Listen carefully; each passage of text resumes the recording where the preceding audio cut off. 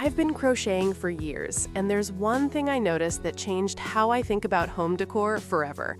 Most people decorate their homes with things they bought, but the homes that feel special, the ones that people talk about after they leave, almost always have something handmade in them.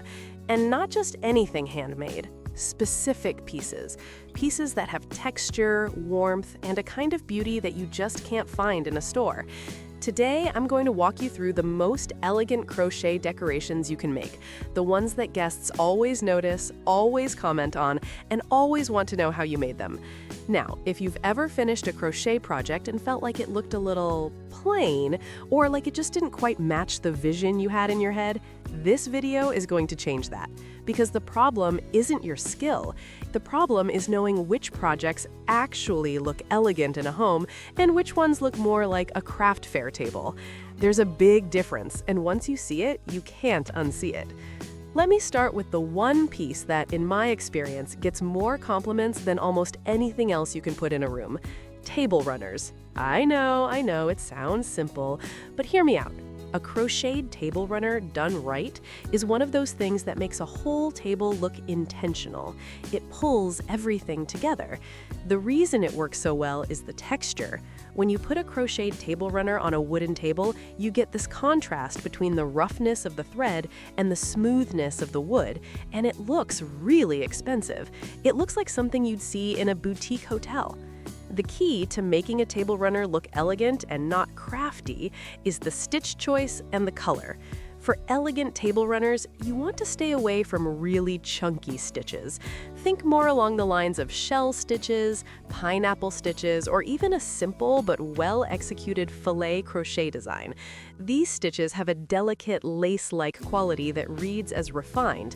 And for color, neutral always wins in this context. Cream, white, soft beige, or a very muted sage green. These colors work with almost any table and any dining room aesthetic. When a guest sits down at your table and they see this runner, they're going to look at it, they're going to feel it, and they're going to say something, I promise you. Okay, so the next one, and this is one of my personal favorites, is crochet candle holders or lantern covers. Now what I mean is you take a plain glass jar or a glass votive holder and you crochet a cover for it. When you put a candle or a tea light inside and the light comes through the holes in the crochet, it creates the most gorgeous, warm, glowing pattern on your wall and ceiling. It looks absolutely stunning and it costs almost nothing to make.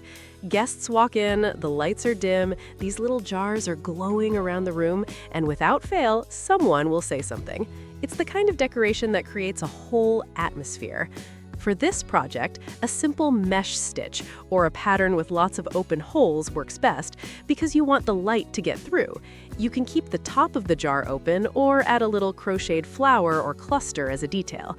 Thin cotton or linen yarn works really well for this because it doesn't block as much light and it gives you a clean, crisp look when it's finished. You can make a whole set of these in different sizes and arrange them together on a side table or a mantle, and the effect is really something special. Now, let's talk about wall hangings, because when it's done well, a crochet wall hanging is probably the single most impressive thing you can put on a wall. I'm not talking about the rainbow-colored ones you see everywhere. I'm talking about a more considered, structured wall hanging that uses natural textures and a limited color palette. These are the ones that make people stop and stand in front of them for a full minute. The design choices that make a wall hanging look elegant come down to a few things.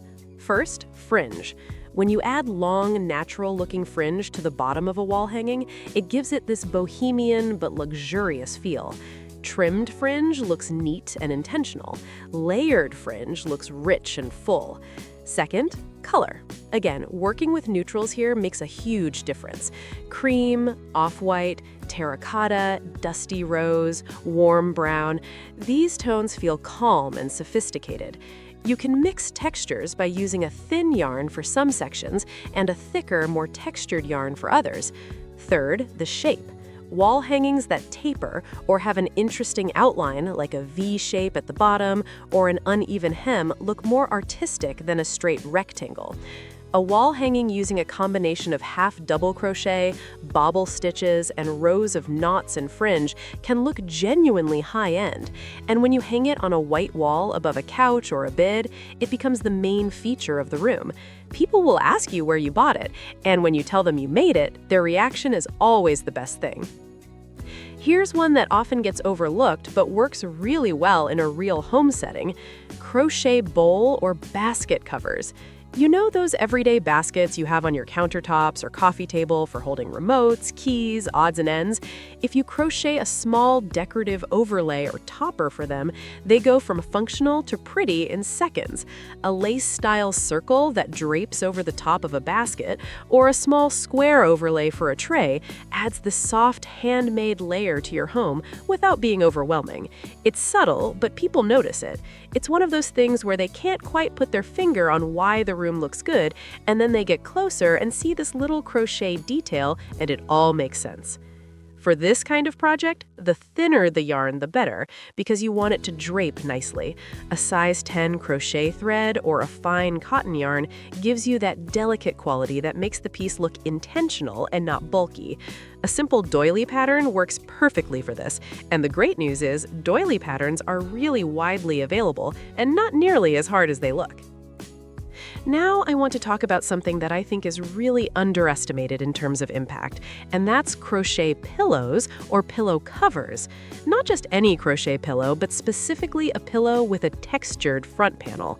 Bobble stitch pillows, popcorn stitch pillows, or even just a clean and well-made cable-inspired crochet pattern on the front of a throw pillow can completely change how a couch or bed looks. The texture adds dimension. In a room that's otherwise flat and simple, a tactile pillow like this draws the eye and makes the whole space feel warmer and more layered. What makes these look particularly elegant is using the same color as your couch or a slightly different shade of it, so the texture is the thing that stands out, not the color. A cream bobble pillow on a cream or off-white couch looks incredibly chic. A terracotta textured pillow on a brown or rust-colored sofa looks warm and rich. The key is letting the stitch do the work. You don't need a complicated color pattern. One color, great texture, clean edges. That's it. And then there are crochet curtain panels or window toppers, which are honestly one of the most dramatic things you can do with crochet in a home. Even a small filet crochet panel hung in a window, especially when light is coming through it from outside, looks absolutely stunning. The light catches the pattern and casts it on the floor or the wall opposite, and it turns your window into this decorative feature that nobody can ignore. This is definitely a more advanced project if you're making full panels, but even a small half curtain or a cafe curtain that only covers the bottom half of a window is manageable and still creates a really lovely effect. The key is choosing a pattern with a clear, recognizable motif. Flowers, leaves, geometric shapes, something that reads clearly from across the room. And again, white or cream cotton thread is your best friend here because it works with every wall color and every room style. What ties all of these projects together is this: the best crochet decorations aren't the most complicated ones. They're the ones that feel like they belong in the space. They're the ones where the stitch choice, the color, and the placement all work together to make the room feel complete. When guests notice your crochet decorations, it's not because the piece is loud or flashy, it's because it has a kind of quiet presence. It makes the room feel warm and personal and alive in a way that bought decorations just don't. So whether you start with a table runner this weekend or you want to go bigger and tackle a wall hanging, the most important thing is that you actually start. Pick one project, pick a neutral color that works in your space, choose a stitch you feel comfortable with or one that excites you to try, and then give yourself the time to do it properly. These are the projects you'll have in your home for years, and the ones that guests will genuinely remember. If you want more videos like this one, go ahead and subscribe so you don't miss what's coming next.